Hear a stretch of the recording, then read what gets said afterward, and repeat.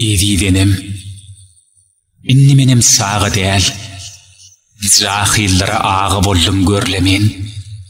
Besir, dine saatlığını den paylaşıp, kafratlarını beydip girlep yürümeten. Anan bana yürekte aktarlarını, anan bana aladağını derdini, götürür ol dağdan ağır bolsa da, berk droglun gerdeni. O yerden yıllar sallı körüğünü, senin mehrin septi ona taap suğun. Biler bolsan, sehel dağda etelip, yap etelip gezmek bana yat bugün. Son sünem, açtın yürek sarıngay. Dilin bir söz, gözün bir söz diyemesin. Oğlum bir an zaman geçsin dünyada, yok ene can beyli fikre uymasın.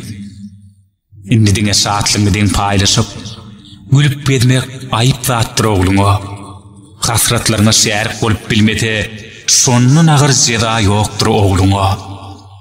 Buyur, nehir yumsun olsa ılgayın. Yöne beyle ağır ceza vermeten, edidenim, inni menem sağa değil, hasratlarını beydip, gizlep yürümeten.